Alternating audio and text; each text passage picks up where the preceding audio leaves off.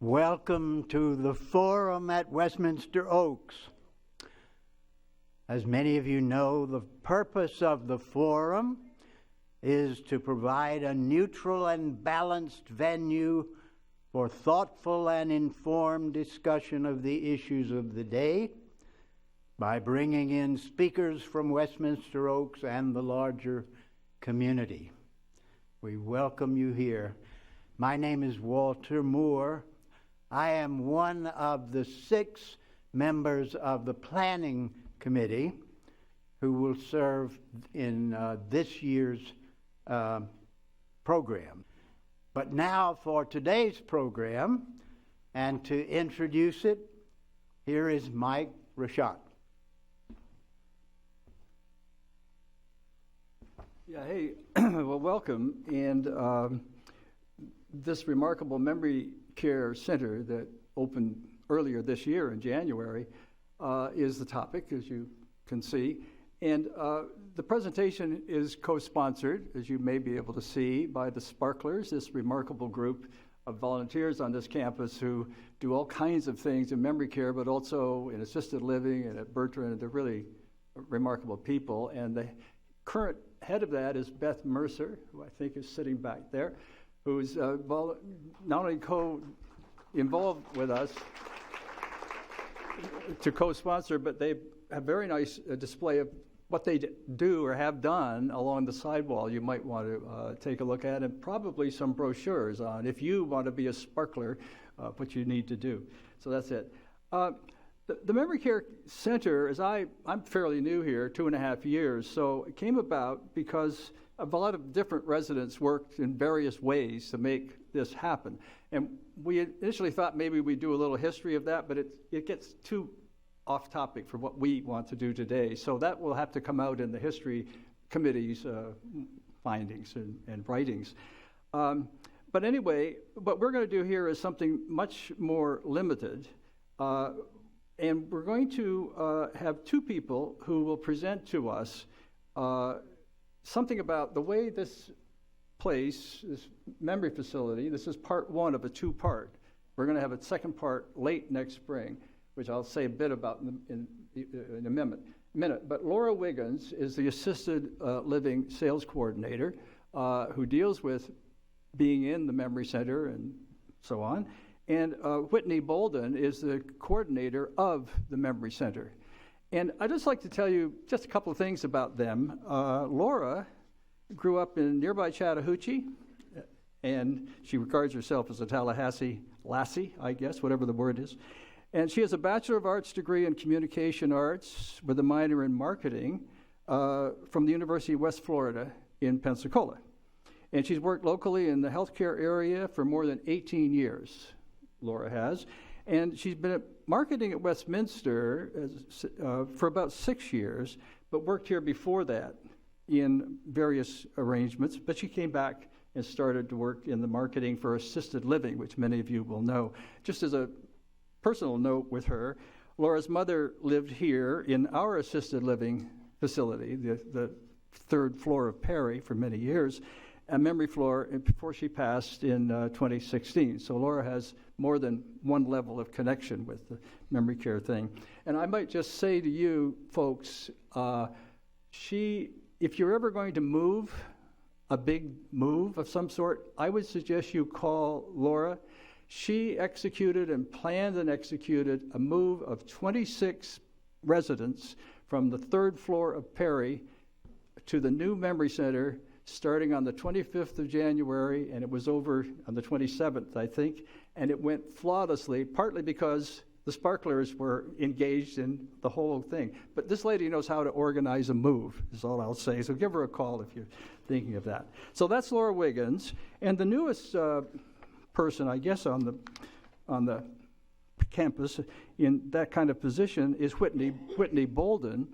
And Whitney, here's a short bio about Whitney.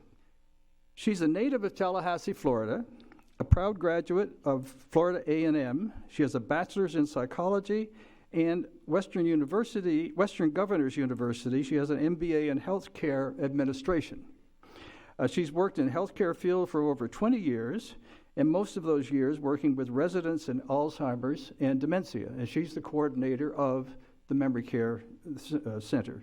She's married to Dr. Benny L. Bolden Jr., and they have 3 kids between the ages of 9 and 21.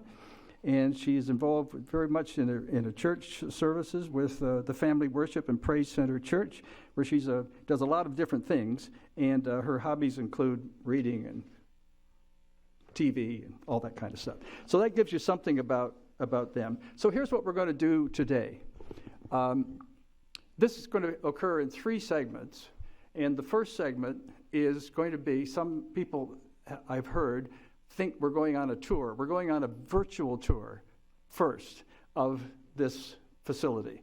And Lora will narrate it, and she's the lady that does real tours. And she indicated that if you want to go on a tour, real, you can contact her, and she will arrange that for you. But today we're going there virtually, okay? And this is about a 10-minute tour or something. Then we're going to stop and have a Q&A in case there are questions at that point.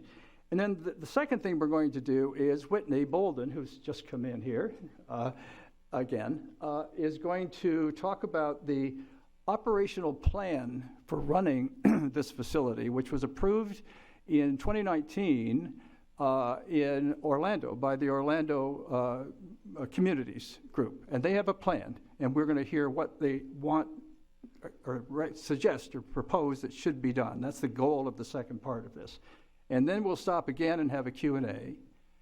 And then Lora will come back and, for the last part, deal with some practical questions. How do you get into this place if you wanted to? What does it cost to be in there? What is the way it kind of runs? And she's got all the practical stuff to tell us about. And following that, we'll have a Q&A to the extent that anybody wishes. So we hope this is a good information flow operation for you.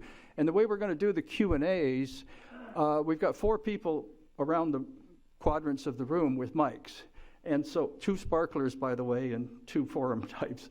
So if you want a question, ask a question, please raise your hand. Someone should be with you fairly soon, but please wait until the mic comes so we can all hear the question. And we'll just do the Q&A as long as we need to, and that's how we're going to start. So let me begin with part 1 of this, which is the tour of the facility with Lora Wiggins.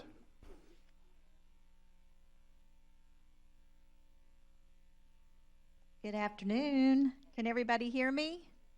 Okay. Thank you so much for coming. Anytime we can share the information about this beautiful building, the better off we are, because it's spectacular. It is. And it's because of a lot of you that it is. I know that there's been a lot of planning in this. There's a lot of money donations going into this building. There's been a lot of prayers. There's been a lot of meetings. So all of those things come together. This is the end product of all of that work for many years. So thank you so much to all of you that have been instrumental in that. So I'm going to start off here. Please, this is a very informal meeting. You can save your questions until after we take the tour. But, if there is something that's really pressing that you raise your hand and we'll stop for a minute. But in the essence of the time that you have allotted for this, we'd like to get through this and save your questions for the Q&A if you can. And I do want to say that this tour was strictly put together by Mr. Rashat, so he's done a fabulous job. I know he said something about me helping with moving, but if you need photography work, this is a gentleman to do it. So, okay. So this is our new sign. It went up a few months after the building opened, so we're proud that we finally got that. I can't tell you how many people were lost trying to meet me at the memory care before we got the signage up. So this was good. And it blends in beautifully with our community, I think. So this is the entire building. It is approximately 12,000 square feet. There are 2 sides to this building. One is just a mirror image of the other. There are 16 apartments per side, so there are 32 total apartments, and they can only accommodate 1 resident. So the maximum capacity is 32 residents. Our beautiful coordinator, who will speak in a few moments, so We are going to take a walk inside of this building. Beautiful groundswork maintained by Mr. Carey. Do y'all know him? Yeah, you might know him. So he maintains this building as well. This is our first secured building on campus. So it is locked. So the first set of doors you go through are locked. Are not locked. These doors here are locked. You can see the security there. If you happen to be here whenever there is no receptionist at the front desk, you call that number that's there on the inside, and they will unlock. Someone from the back will come. We ask that you be patient with that because it might take a few moments for someone from the back to come. We do have a receptionist, full-time receptionist at the front, so she usually buzzes you in. We are still requiring masks for any visitors in our memory care. And we do have the kiosk to get everybody screened that comes in as well. So, conference room and private dining. We have a private space designated for families to reserve. This is it here for private dining if they'd like to do so with their family member that resides there. And it can also be used as a conference room for any meetings.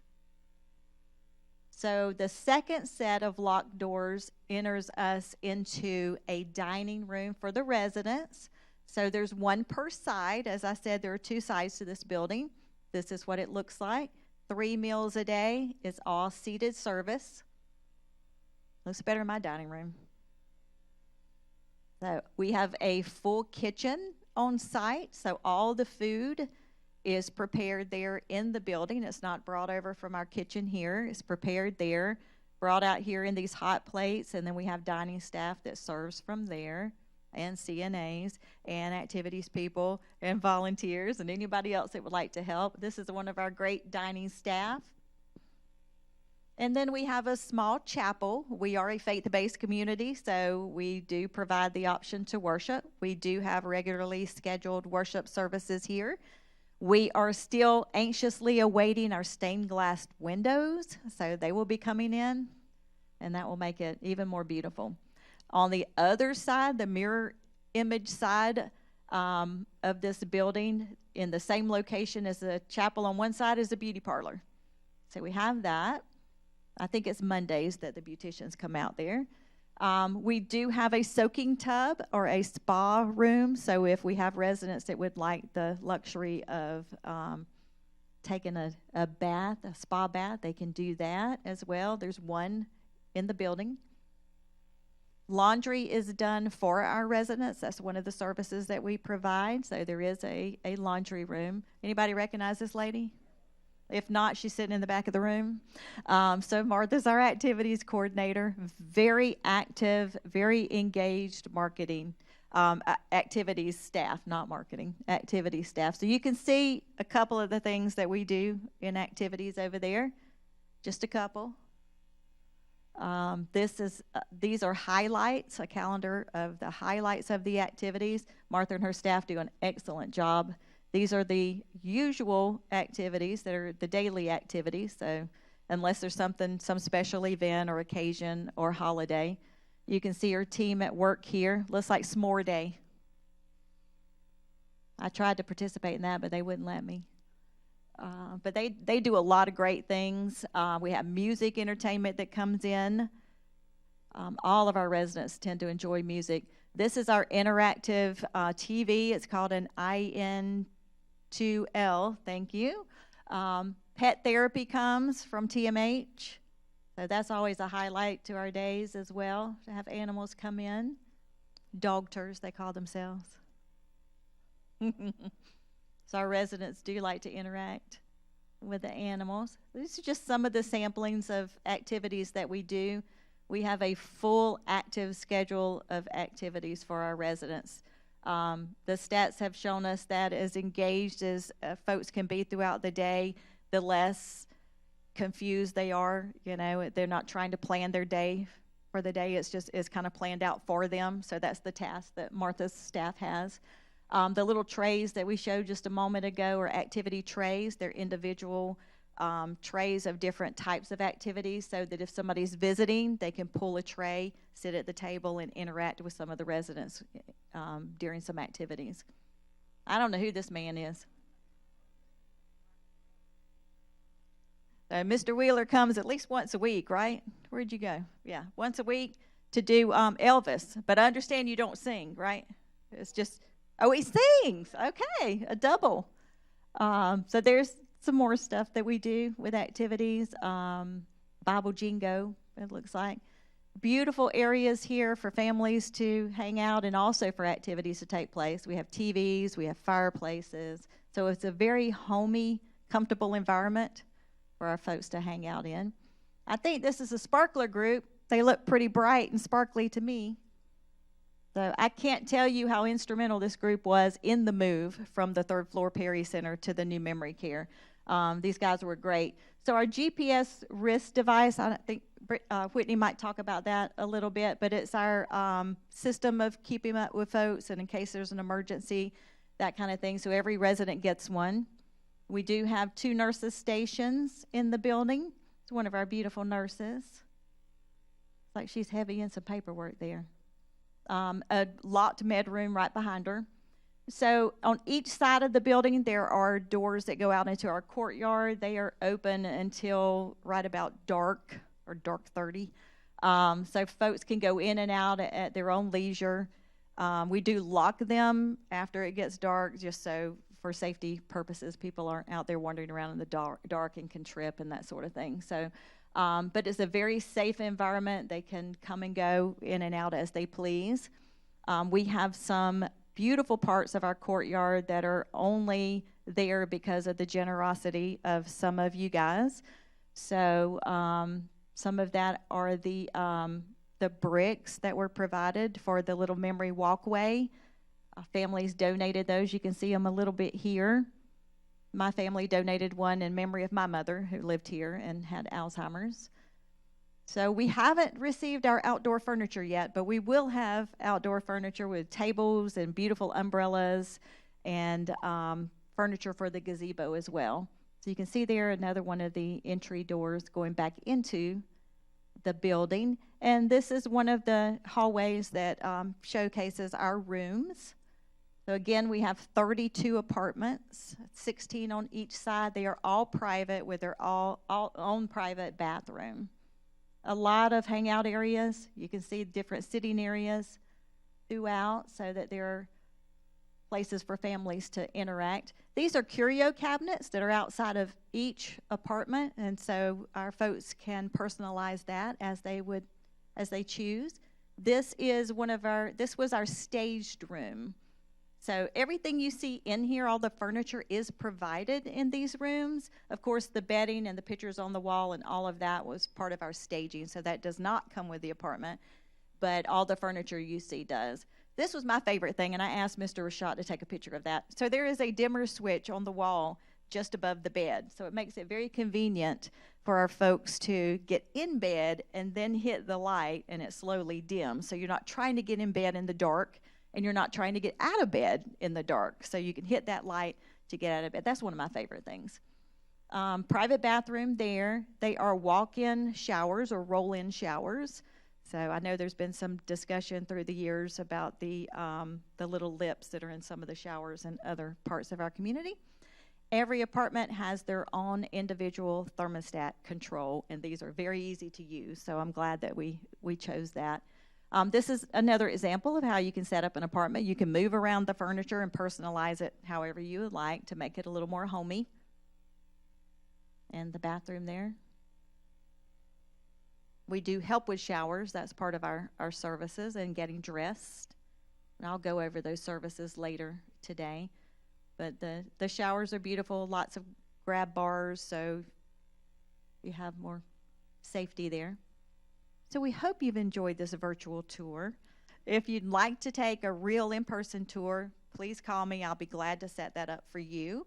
My cards are by the table over here, so if you don't know my number, then you can grab a card, or you can always call Lillian at the front desk. She has my number and get you transferred there. So at this point, I'm going to turn it over to Miss Whitney and let her.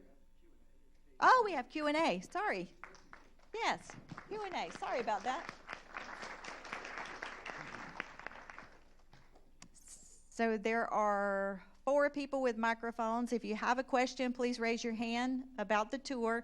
Some of the questions questions may be answered at a later date when we get more into the meat of this, but about the tour or about what you saw or didn't see. If you've been over there and didn't see something and want to ask about it, we have one right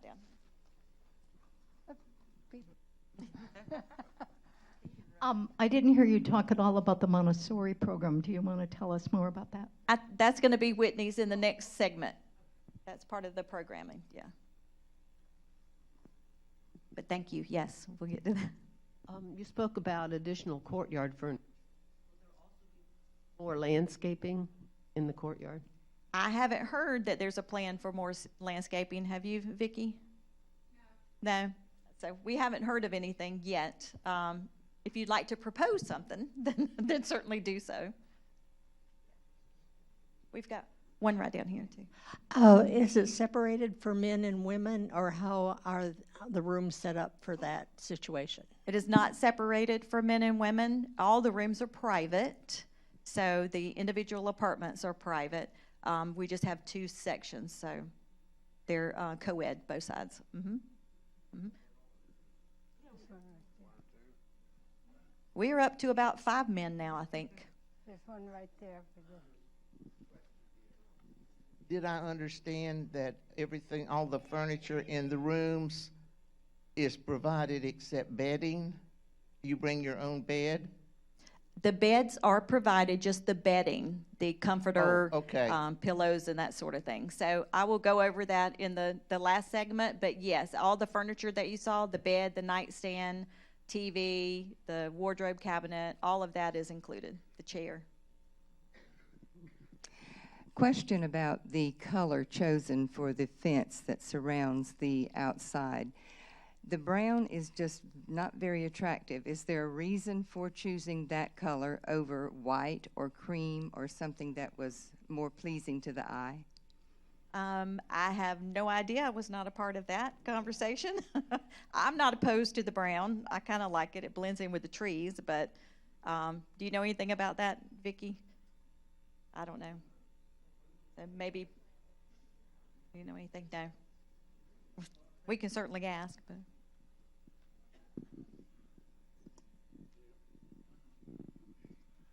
You said each apartment is an individual. Is there any provision for couples? Couples would be in 2 different apartments. So you'd have to rent 2 apartments? Yes, sir, you would. For a couple would be 2 apartments. Mm-hmm. Couldn't live together. The square footage of the individual rooms are not designed for 2 people. They are designed for 1 person. So Even if you knock out a wall?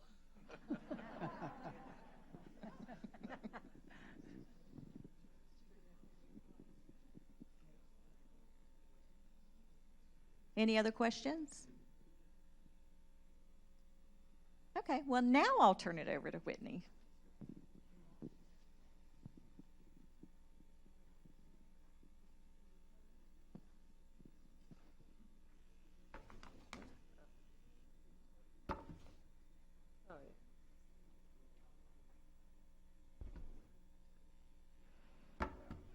All right. Good afternoon, everyone. Again, I am Whitney. I'm excited to be here, to be able to share a little bit more about the memory care and hopefully answer some questions that you may have in regards to it. So a little bit about the memory care. She showed you the beautiful building that we have, and so I'm going to kind of describe a little bit about the admission process, what happens when someone is assessed for memory care.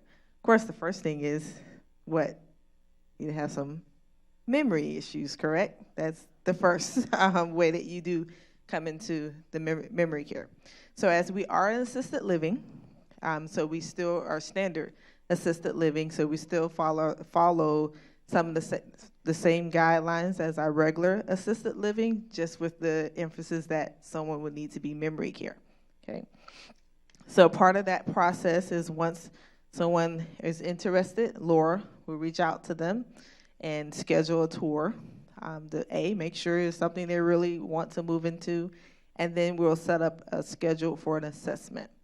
And so the assessment entails of us assessing what are their capabilities, what can they do, and how we're able to fit that into what we're allowed to do. So one of the main things that we can provide assistance for are bathing, are grooming, and also assisting with eating. So we provide the meals. All 3 meals are provided. Snacks are provided. Usually activities sometimes have, events, and we pass out snacks. Cheez-Its, for some reason right now, is really popular at the memory care right now. And then, so during the assessment, some of the things that we are looking for is, I have a little sheet. It's a little checklist that was provided through Westminster and what we're looking for. So our first thing is about the events of daily living. And our daily living is how we get dressed, how we provide for ourselves in our home. So most of the time, I try to do it with the resident. But of course, if that person is not able to kind of answer some of my questions, I will have the family members in. So, can they live safely in their area at home? What can they do at home? Are they safe in their home? Are they trying to leave out without assistance? Are they getting lost? Are they able to handle their finances? So those are some of the things of how we decide whether someone needs assisted living. And of course, it's based off a score. So based off where they are, after I go over these questions, and that score would determine whether they are a fit for assisted living or is it something they may need to go over to the health center for. Medications. So with us, we provide all medications because it is memory care, so we're not expecting our residents to be able to handle their own meds. This is essentially the reason why they need to be with us. If they're, so there's no med pill boxes in memory care.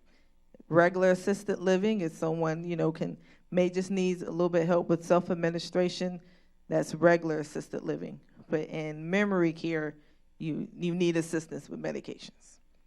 Also with we talk about meals. If they're at home, are they able to prepare their own meal? That determines whether or not do you need regular assisted living, meaning as you can do some light things in your house. But as far as remembering to eat or remembering to go to the dining room on a consistent basis, that determines whether or not you need to be in memory care. Falls. Falls is a big thing too. Is this person safe at home without falling? Without, injuring themselves or having skin tears or anything like that. We look at that. Mobility. Are they able to walk along? Or if they do have a wheelchair, are they able to self-propel in that wheelchair? Again, we do not provide assistance with ambulation, which is walking. And that's just a part of our standards with the regular standard license that we have.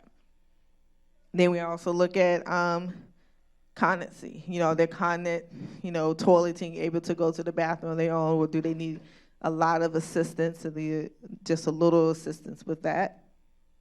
And then I'm just going off the little checklist: fire safety, social, needs. Is this person becoming, really to themselves into a little box? And I tell people now, if that person was their personality before the memory issues became in place, I tell families it usually does not change. So when they come to us and they were already kind of a recluse, it's not going to change when they come.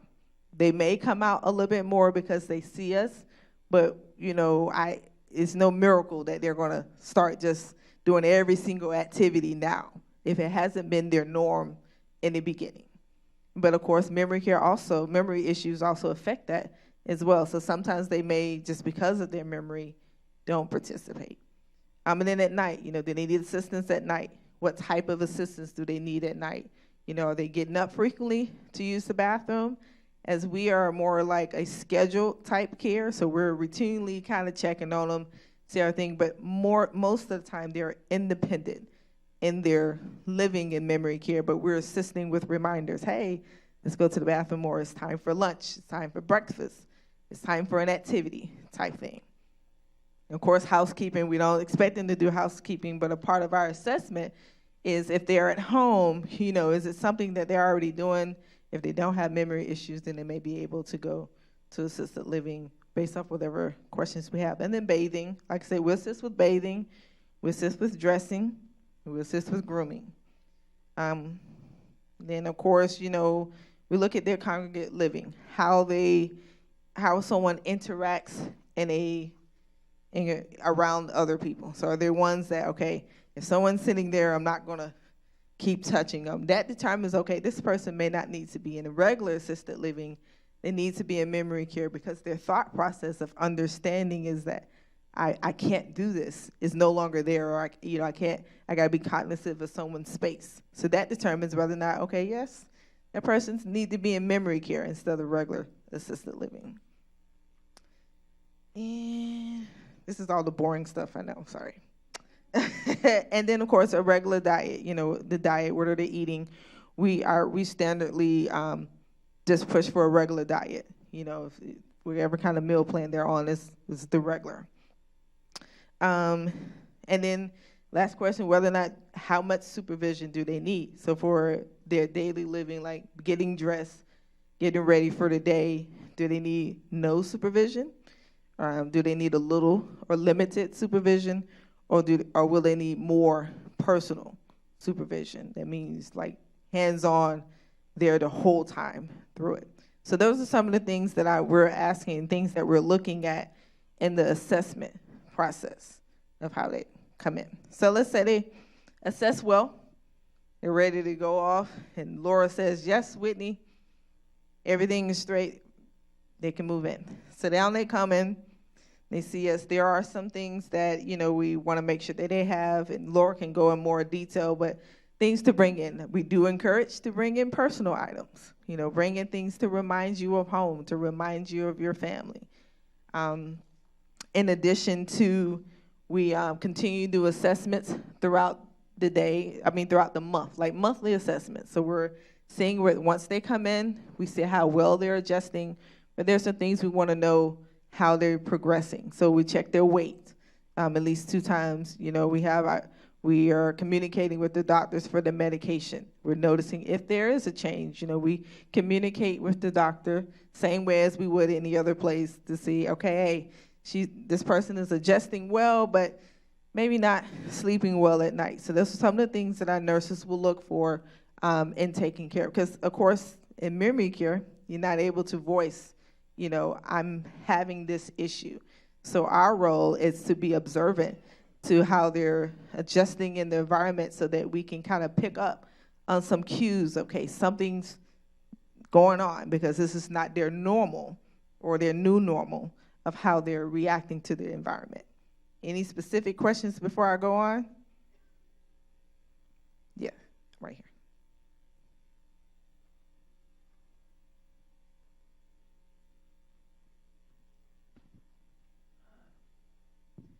Did I understand you correctly that if you are not ambulatory, you in memory care are not able to assist with that? So when I say ambulatory, meaning as someone either needs to be able to self-propel in their wheelchair they're on or walk either with an assistive device, but we can't physically assist with walking or assist with pushing the wheelchair because we hold what we call a standard license. Okay, so if someone is in that situation, where are they referred to? Most times they're referred to the health center for that. That would be the best case scenario. Okay. So with that, as far as programming, so you guys have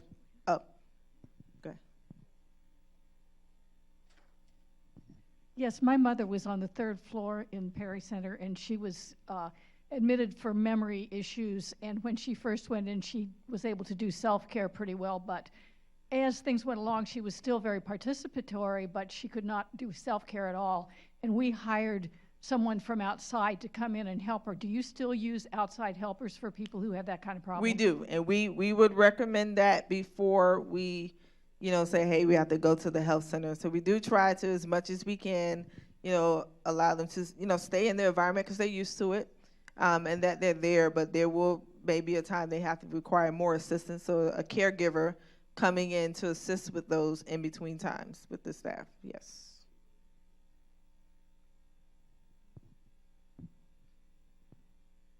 Do y'all have a program where you monitor people who are living alone, like in the independent living, when they should be transferred or suggested they go into assisted living? So I do believe that that is something that also sometimes is observed to those who visit the clinic, the health resource clinic. And also it will be family members, reaching out and say, hey, this person is living in the independent living. I've noticed a couple of changes. I noticed some things are not, as they should be. And they reach out to either Lora or they, maybe Peggy in the clinic. I think she's usually heavily involved, and Karen can give a little bit more specific detail on that. Hello. We have a level of care meeting every week that consists of myself, Whitney, Vicki, Shannon, Lynn, security, housekeeping, and Peggy. Yeah, so we get together and we talk about anyone that we feel maybe has had a decline in the community or in assisted living that maybe need a higher level of care, or babysitters or whatever might be the need. Caregivers. How does one get to this meeting that happens weekly? So the level of care meeting is an interdisciplinary meeting among the staff. But a regular resident is not invited? No, because we discuss other residents, so Okay. we can't have it's not an open meeting. Okay. Now, is it possible for me to have a copy of your checklist? No, it's an internal document that we use. And is there anything similar to that we could use for our own knowledge? I can always say, I know online, you can also go to the ACA, Agency for Healthcare Administration. It does give you, some guidelines about assisted living, and you look up specifically for the one that says standard license, because there are different levels of assisted livings. But Westminster's memory care and a regular assisted living is a standard license. And that gives you resources to let you know what is acceptable, what is not acceptable in a standard license. Okay, so it would pretty much give me what your checklist is. Yes. Yeah, thank you. Okay, Whitney, we have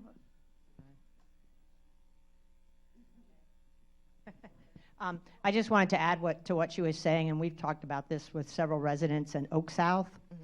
For those of that might not know, if you have a neighbor that you feel like is really starting to slip, either physically or mentally, and needs attention, it's good to go down to the clinic and ask for Miss Peggy and say, I would like to report this, or send an email and say, this has been happening, and describe it. Because then if that person has already come to their attention, that information can be presented at that meeting. Or if they haven't yet come to their attention, they will hopefully now become to their attention. Yes, So, and Peggy does bring all those, anything that come to her, she'll bring, say, hey, somebody has noticed this. She does bring that to our meetings. Right. So, yes. Yes, ma'am. There were two nurses stations here. There were two nurses stations. Is there a nurse always, or two nurses always on a floor? No, and you have a second part? Well, is it 24 hours a day, or? Yes, so our staffing, and I was going to get to that next, I want to make sure. So we do always have a nurse. LPN is always on duty in the memory care, because residents are not able to self-administer meds, and they're not able to, most time in regular assisted living, you do see med techs that are able to assist, but because it's memory care, we always have to keep a nurse. For Westminster, it's always a nurse. In addition to on the 7 to 3 through the 11, which is like our day shifts, there's always one nurse and there's always 2 CNAs. And then in the evening, it's always one nurse and always one CNA. Because 11 p.m. to 7 a.m., it is expected that most of our residents will be resting. The good thing about, again, the makeup of how the building is designed, it's still designed so if a person decides at 2 o'clock in the morning, they want to get up and sit in front of the fireplace, it is open for them to do so. And that's a good thing of why all of our residents, I don't have it on, but have the watches on, because at night it alerts us that, hey, such and such for room such and such is out of their room. So that just alerts the staff that this person in the middle of the night is coming out of the room. Not saying that we're going to make them go back to their room. But, you know, sometimes they just need to take a walk around. And so we allow them to, it's their right to do that, so they do that. Yes? What kind of security do you provide? So many dementia patients and all, as they progress, become rather aggressive. And are the rooms locked at night? I mean, does the resident have the ability to lock their apartment? They do. If they're in the room, they have the ability to lock the door while they're in the room. Now, if they come out of the room, the door unlocks. It does not lock. But if they're in the room and they press the door lock, it is locked, and the staff all have the ability to open the door if we need to. So there are some residents who do lock their doors at night. Question right there.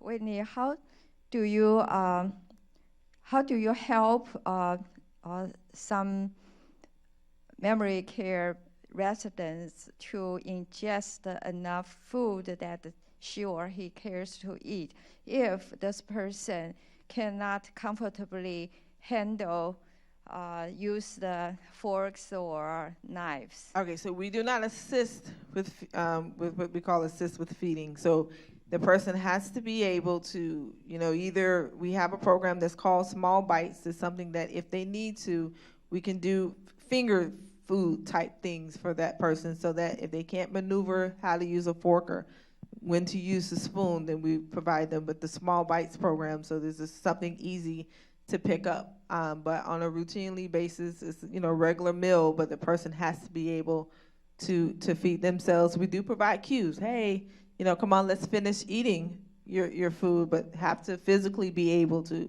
feed themselves unless they have a caregiver assigned. Hi. I'm a bit confused because I think many of us living here have neighbors who have many of the characteristics you describe as needing to be in the memory care unit or assisted living.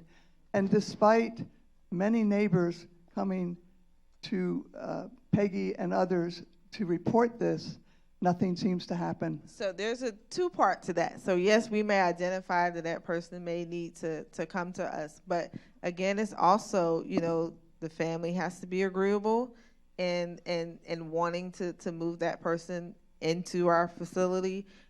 We can't force a move, is one of the things. But and it's also if we have, you know, once the room's available. You know, sometimes, you know, we're almost full, actually. We have 28 residents now, currently. Right. I believe in our contracts that we've all signed, it says that administration may have you admitted if they deem that care is necessary. So it is not that the family has to agree. Right, right. So I would table that over to Vicki on that, and she maybe later can answer with those. But I do know we do discuss all residents who are in IL and those who need the changes, and there are some that we have moved over to us. Yes. I don't have a question. I want to make a statement. My wife was in memory care for 6.5 months from the time it opened until the latter part of August. They decided that she needed physical therapy, so they moved her over to health center, and to get the physical therapy. I figured she'd go back to the memory care when that was over. She did not. She's now in the health center and has been for the last month plus.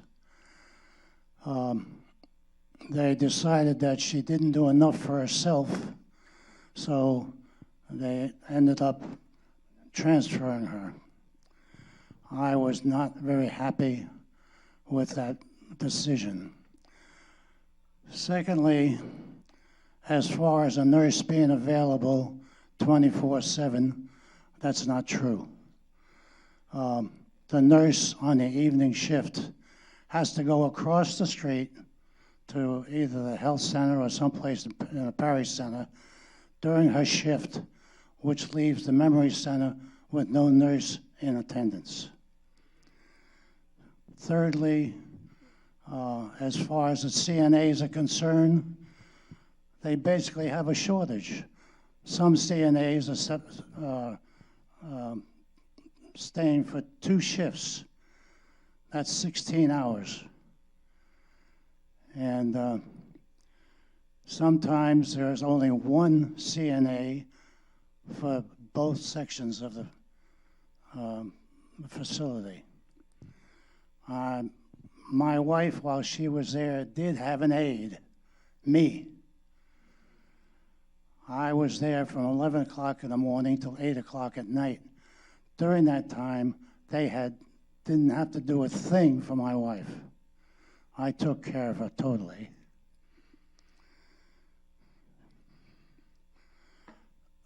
After almost 67 years of marriage,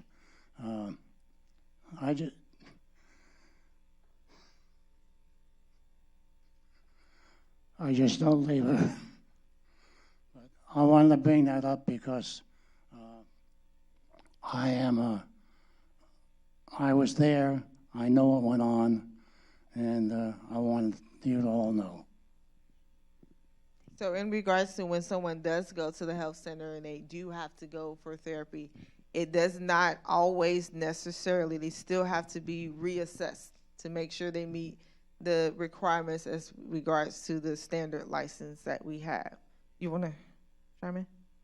Okay, Karen's going to chime in real quick. So there's always a nurse available. They have had to go over to the Perry Center to do AccuChecks and blood sugars, usually 15, 20 minutes at the most, but they are always able to be reached by phone if they were needed in the memory care. Day shift, our staffing is 1 nurse, 2 CNAs, and evenings is 1 nurse, 2 CNAs, and night shift is 1 nurse and 1 CNA. Of course, during the pandemic, we've all had staffing shortages, but that is improving. We have had people that have worked long shifts, but that was their choice. They didn't have to stay. They're always asked if they can stay. It's on a voluntary basis, because most of the time, myself, Christine, or Whitney will stay to help versus having a staff member have to stay. So, but we are addressing that. We are hiring nurses for the Perry Center. So there's a nurse 24 hours a day in the Perry Center, and the memory care nurse will not have to come to the over to the Perry Center.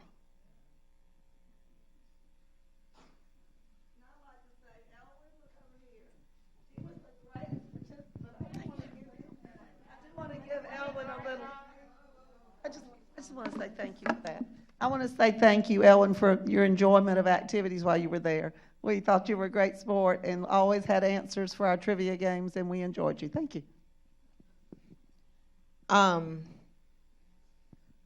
then so in regards to the programming, I think I kind of went over, more so how the assessment works. And so also online, you can find this, the Florida Assisted Living, again, to kind of tell you about what our license and what we are legally able to do in a standard licensed facility. It's found online. So into programming. So I know you guys have heard about the Montessori concept and what that is. And so a little brief overview of the Montessori concept is just about, how our residents interact in their home and giving them the fulfillment of being participants of the roles in the house, of how we, with activities, sometimes residents will help set up an activity. And even, we have a resident, when I tell you she will wipe down, because she wants to. I have never seen the dining room so clean. She wipes down the bottom of the chairs, all that. I was like, we only needed you to do the top. But it gave her a sense of purpose. She knows that once everybody finished eating, she's going around and she's asking, are you done? Can I take this? And so that's a part of the Montessori concept, giving them that opportunity to kind of be a part of the home. So not just, the staff will, of course, assist because that's what we do, but allowing them the opportunity to have something purposeful to do while they're in the home. So again, with the activities, some of the activities that we do encompass a lot of those concepts. You know, socially, we give them something spiritual. We give them something with movement. You know, with cognition, you know, they do daily chronicles. And so we're kind of say, hey, today is this day. This what happened on this day. The kind of reality orientation that we incorporate into our activities. I can say one of the new programs that we have that wasn't started we have a partnership with FSU, of course, with Senior Health, but we also have a partnership with the art department at FSU. And so we start receiving interns. We have one, Jeray, who is our art therapy intern, and she's looking to finish her master's in art therapy. So she's doing specific programs based off of a plan that she came up with, you know, different goals that we're trying to do for each resident. And I can tell you the program has been really, really good. I will have some pictures near the end, and so one day I told her we'll do a bulletin board or something so we can show some of the things that they have done. Just one particular activity that they did was talking about my life story. And so even though they have memory issues, she took some pictures of different things to talk about, like house, or talk about when you were born, and residents were able to, and you'd be surprised, they remembered what year something happened in their life, and they created a timeline with her. It was a very great activity, and just watching the residents also interact with each other during their activities. So I think that's another new program that we have started is the art therapy program. In addition to that, with the Montessori, we have our, I talked a little bit about the small bites. So if someone, you know, assess that they may, because of their memory, so losing, you know, what am I supposed to do with a fork? We want them to still be able to eat. And so we'll provide, you know, if it's needed, small bites, which is things they can just pick up and eat without having to think, okay, what am I supposed to do with this fork? And I talked about there's no special diets in memory care. And yes, our facility is, I guess, the prototype of what they're going to do in other Westminster facilities. The newest one is in Gillington Creek. Will be the second mirror, pretty much the same concept, the same setup as what we have here. Any questions? Other specific questions?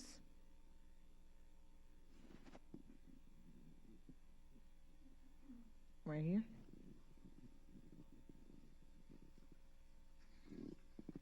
Thank you. When you say there are no special diets, what about diabetics? So we don't do the what you call reduced concentrated. Yeah, we don't do the reduced concentrated sweets, and so it's just whatever comes with the regular meal. Now, if it's something that a family member wants to bring in because that person can't have certain sweets, of course, you know, we have them to do so. But if they're diabetic, we can check their sugar. Okay. We do offer no added sugar, like desserts and sugar-free Jell-O. So we do provide those options, but we don't have a specific diet that's no concentrated sweets. And if they are diabetic, we would encourage the, you know, higher protein and the, you know, vegetables over carbs. But they still have the choice to choose the, you know, regular coconut pie instead of sugar-free. Does that mean that, oh shoot, I forgot what I was going to say. I'm not going. What about if there's a fragile diabetic who, do you monitor the blood sugar? We do. We can do blood sugar checks, AccuChecks, as well as doctors can order labs. Also, doctors can order like snacks, like bedtime snacks, 3 times a day or whatever we needed to do to help monitor and keep those blood sugars up or in a normal level, hopefully. But I know with a brittle, it's hard regardless. And I also want to mention, as far as training, all of our staff have to go through the Montessori training. And because we're also still up under a grant with it, we meet monthly and we discuss, some of our challenges that we might have had while opening. They give us ideas of activities that we can do. But we like the meeting because we give them real life feedback. Okay, this is what's happening in the facility or at the house is what I like to say. And then we get good positive feedback. Like he gave us one about doing behavior modification, in regards to there's someone who's doing something repetitive. And then, he kind of gave us some pointers of how to change that and let them focus onto something else different. And I think it has worked in the situation that we did brought to them. And so we do like that partnership and able to meet monthly with them, and we'll continue that over the next couple of months with the Montessori. And also all the staff we have our dementia training, and then all of our other trainings that's required through Westminster is on Relias. And so Karen and I are, always looking. We get the report, and so we have to say, hey, you got to catch up on your Relias. We did make it available for the staff to be able to access it at memory care, because at one point it was only downstairs. I think over here that there's computers here that staff can go on, but we also have the tablets, and so we're encouraging them to make sure they keep up on those trainings. But those monthly Montessori trainings have proved to be very helpful for us. Would you talk about cost, please? That's going to be Laura. So I'm almost done with my part, Leah. Okay. So Whitney does not handle money. So when someone asks me, what is this? How much? Why is this charged? I don't know. I don't know how much. I had someone call me the other day. How much does it cost to stay there? I don't want to give you the wrong number. So of course I'm like, yes, come stay with me. And he's like, yeah, how much is it? I don't know, free. I don't know. So no. Right. So they don't want me to discuss cost. So can family members from the outside, or if they live inside, come and help their family members, the residents, if necessary? Yeah, we've had some to do that. The same as what Mr. Rockhart was saying. He'd come in and help with her, and yes. And can they hire somebody to come in addition? Yes. If they want to, or yes. can.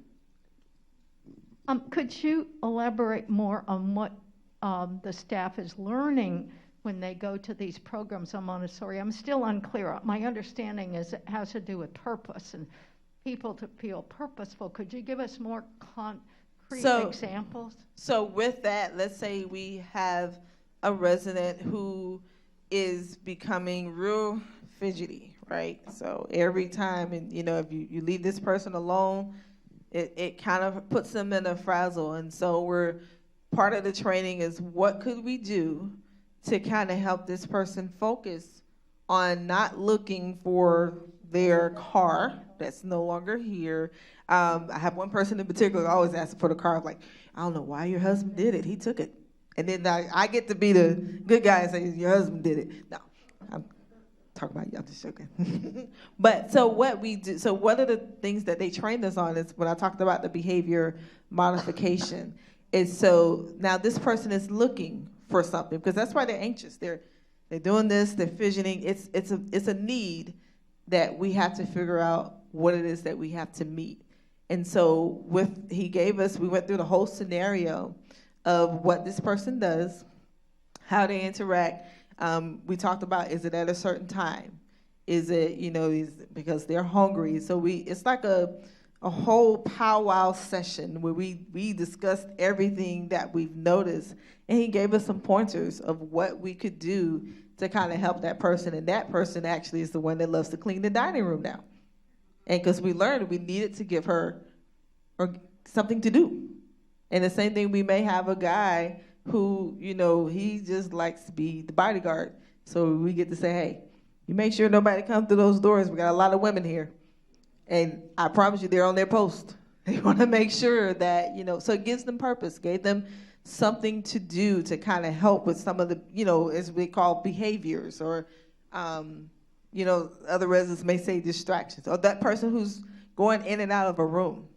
And there's some people that we notice, they just need to go to a restroom, but it could not verbalize that I need to use the restroom. And so those trainings kind of help staff kind of look at, okay, we tried this, that didn't work. What's something else that might be the issue? And so teaching us how to go through the line of what could be the issue so that we can better take care of those with us.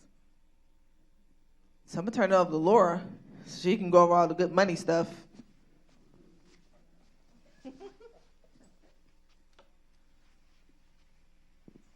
Thank you. Okay. I'm going to back up one here. Oh, okay. Okay. Think.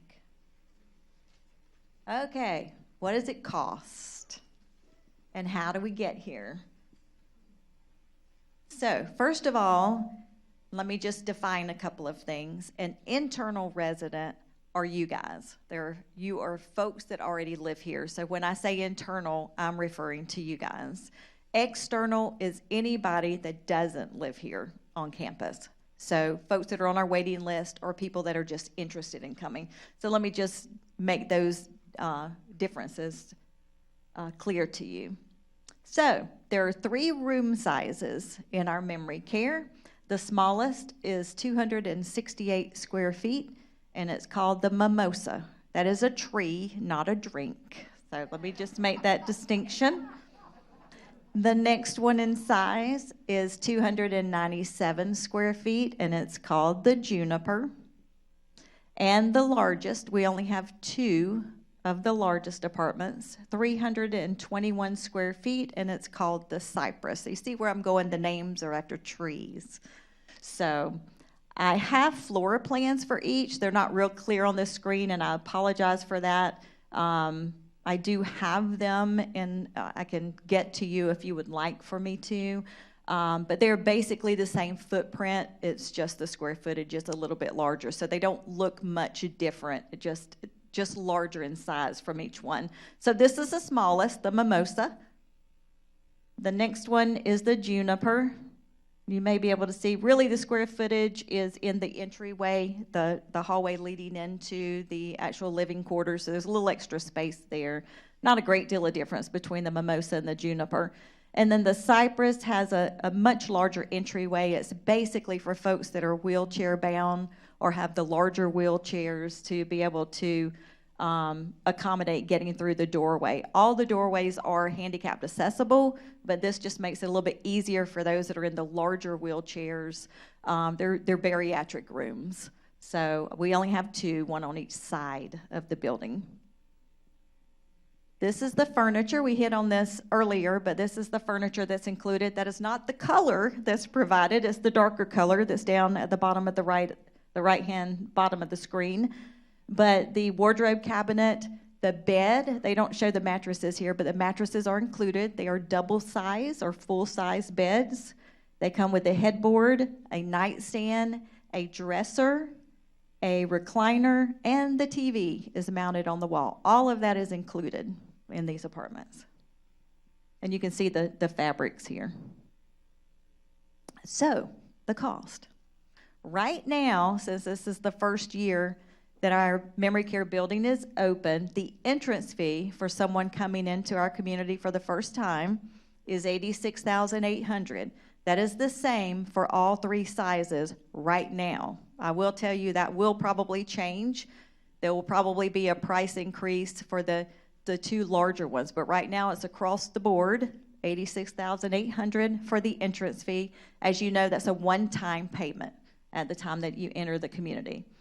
So the smaller room monthly service fee is $5,340. For the middle-sized room, $5,376, and for the largest room, $5,400. Not a great deal of difference in pricing, not a great deal of difference in sizes either. So, what'd I do? Thank God for Dakota. When I hit a wrong button, she keeps me straight. Okay. So you do have the option in assisted living, in the Perry building and the memory care, to not invest in the entrance fee. I don't know if all of you knew that or not, but you do have the option of just coming in under a month-to-month rental program. So someone coming into our community for the first time would pay a $1,000 rental deposit only, not the $86,800. But the difference is they don't get the guarantee to move to the next care level, and they don't get a discount in the monthly fees. So you can see here the monthly fees are significantly different from the entrance fee program and the rental program. So now, if you came the rental way, then the mimosa is $63.96, the juniper is $64.32, and the cypress is $64.80.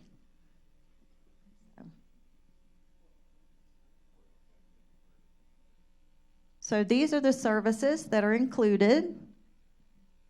3 meals a day, weekly housekeeping, weekly laundry. We do take out the trash daily, and we make the beds daily.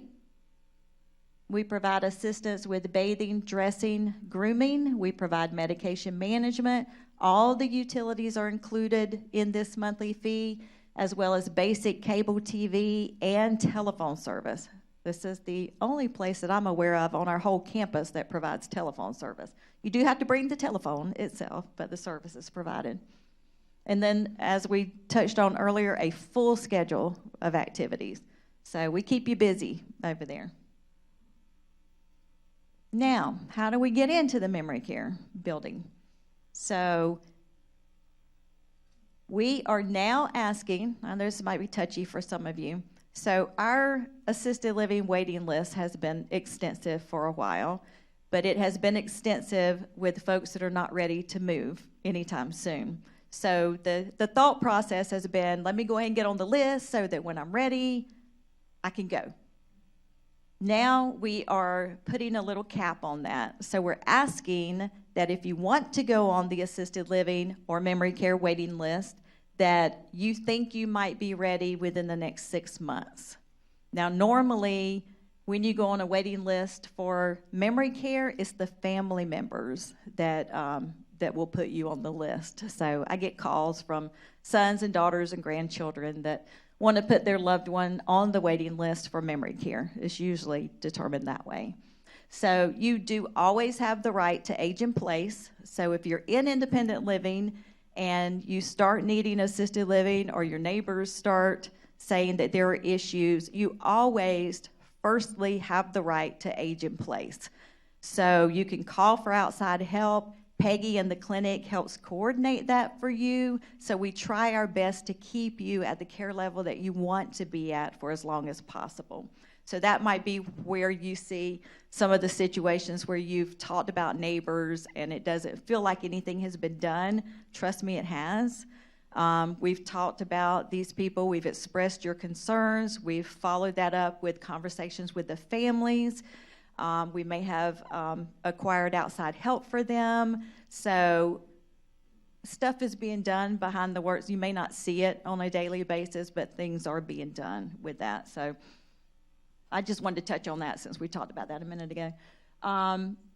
So once you go on the internal waiting list, so you already live here, you call me or your family calls me and you say, I think I want to go on the list for memory care or assisted living. I think I'm going to be ready in the next 6 months. I will put you on my list. As I have an apartment that comes available, I will call you or your family member and I will offer it to you. You have the right to come see it, accept it, decline it. If you decline it, you remain on the waiting list in your spot. I just go to the next person on the list. So it works the same that way. So if it's somebody brand new coming into our community, they would call me and I will set up an appointment for them to come out and tour. If they're interested in either assisted living or the memory care, I will show them both facilities, and then they fill out an application process just like you did before you came in, and then they're put on a waiting list at that point. Please know that the first priority always goes to you. We will always look at internal people first, and then we will go to the outside waiting list. That's part of what you paid the entrance fee for to be here. So please note that. So I want to say a big thank you to a few people before we wrap this up and ask more questions. This memory care building would not be possible without the generosity of many of you. We saw Mr. Fong's contribution and memory to his family a few moments ago when we saw the tour. I know that many of you have bought memory bricks and that sort of thing, provided through the foundation for some of the furniture that's coming. So thank you, thank you, thank you. You are the reason that it looks so beautiful through that tour. The program itself, this memory care program, would not be possible without your input. I know there are many people, Mr. Yarbrough, I'm going to point out, Mr. Hogan, I saw him over there somewhere. That's just a couple of you. I know there are many more that provided input for this program, and I know that many of you have provided prayer support for this program and advice and all of that, so we appreciate all of that. The staff works very, very hard in very difficult times for our residents. Please know that. The folks that work here in our memory care really have the heart for that, and the folks that work in our assisted living really have the heart for that. And certainly not least is the resident volunteer group called the Sparklers. I cannot tell you that move that Mr. Rashad was talking about from the third floor over there, what only went off because of the help of the Sparklers. They were over there to help families, direct families, keep residents occupied while all this was going on around them, and it would not have gone down as well as it did without that group. So thank you so much. Thank you all so much. You're the reason that this building is so beautiful and that it's here. So I thank you all for that. So we will now get to questions, final questions.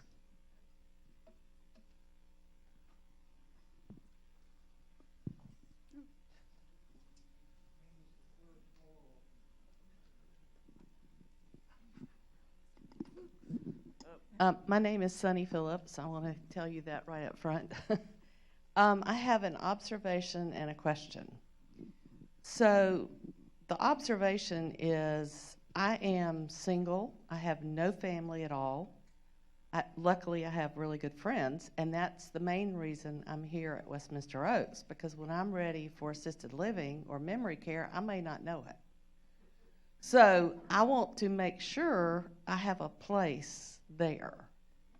So my observation is, number one, why would anybody pay the $86,000 entrance fee when it's only $1,000 more per month? That's the observation. The question is, will I have a place if there's somebody there renting and I need, and you know, y'all will know before I do if I need assisted living probably or memory care. Is there a place for me? Do I have to pay?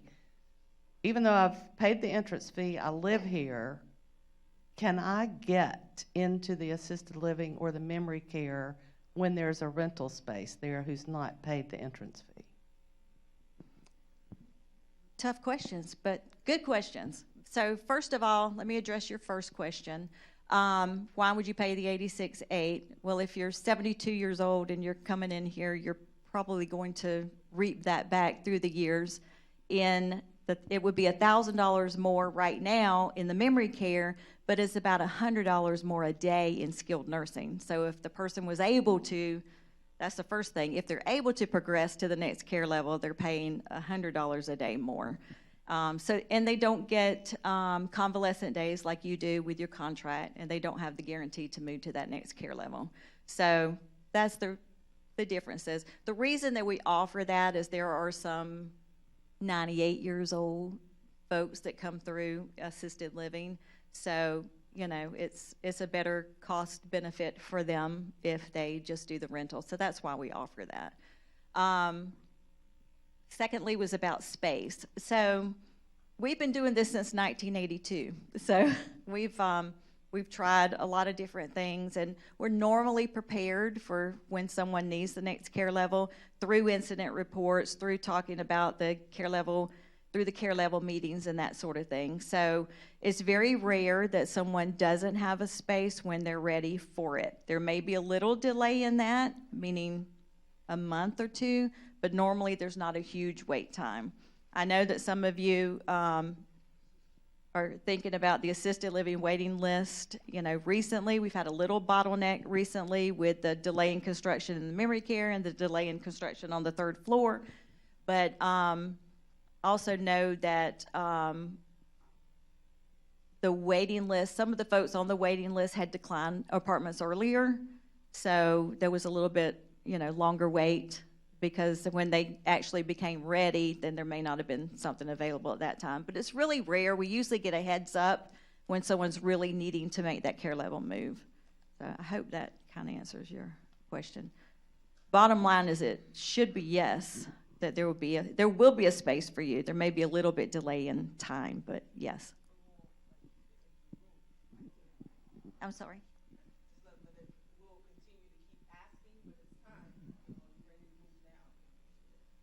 Right. What she said was, you know, if you're on the waiting list, we continue to ask, you know, are you getting more ready and that kind of thing too. Does that help answer your question?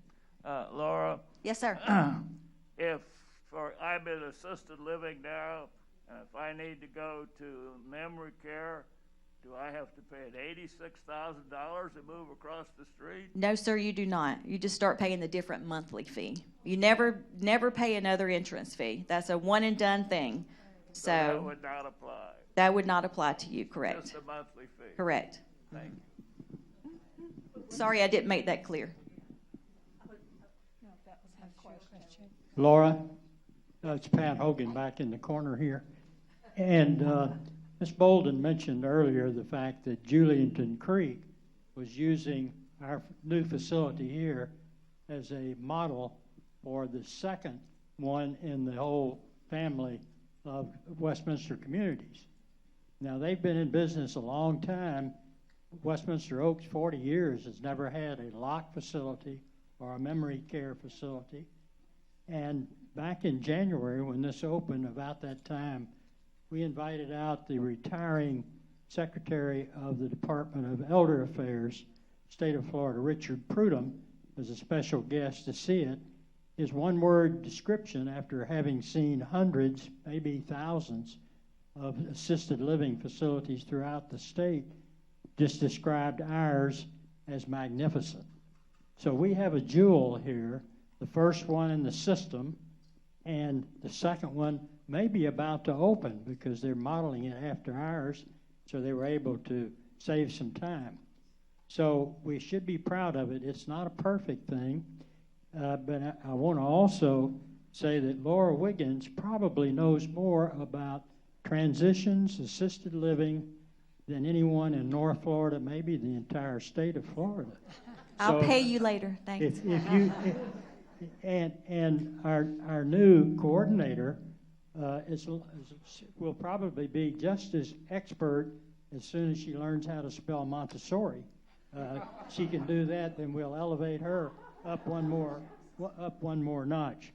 But I am so proud of the fact that this started out as a $4 million idea about 5 years ago.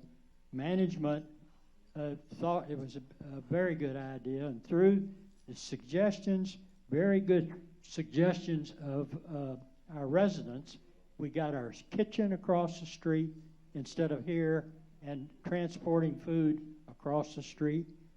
Many other involved. I've noticed a half dozen people in this room who I think have loved ones in memory care. They're all male. They participate in our support group meetings every other Friday. And they have been ambassadors for the new place. I'm surprised. They may get a check from marketing, I'm not sure, on a monthly basis. They have been universally positive about their own experiences with their spouse. So, and with good cause. Thank you, though, but if you need to find out anything more, see Lora or see Whitney. Thank you for the great presentation today, too. Thank you.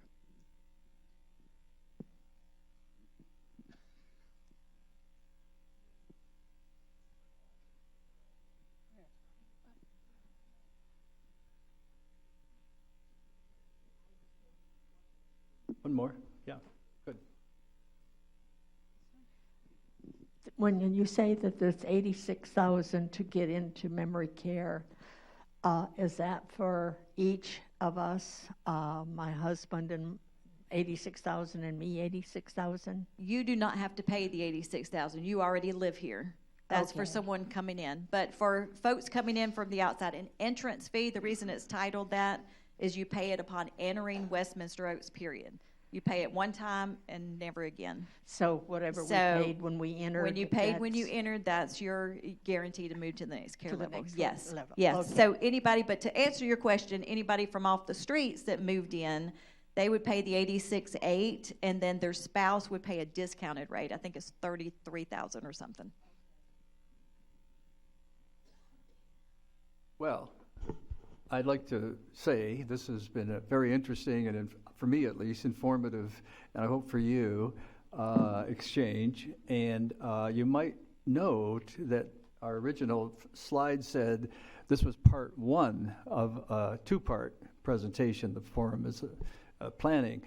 And the reason for that second part is that we felt we should, at the first outing, outline the procedures, the processes, how this thing works or is supposed to work. And then later in the spring, the plan is that we would have something that would be kind of a progress report after a year or more of being in operation, because this is a very complicated building, a complicated process that I think we've all heard. And these folks are really doing a really good job as far as I'm concerned. And my wife is in memory care, as it turns out.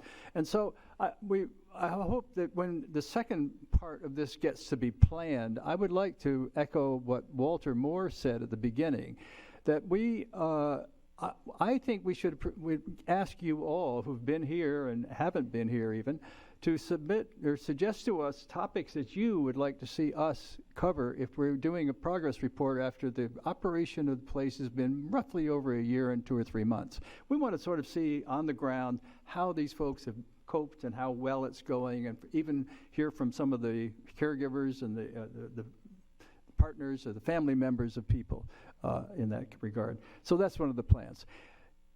That's not going to happen for a few months. And in the meantime, I'd like to thank Lora and Whitney for doing a wonderful job in bringing this information to us.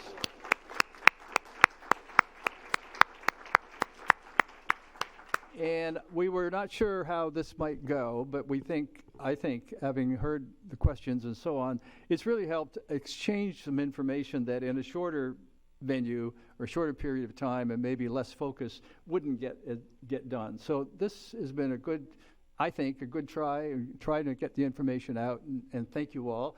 And I hope you'll all be able to come the next time forum meets, which is in October the 27th, I think, for the Emmett Till event. So.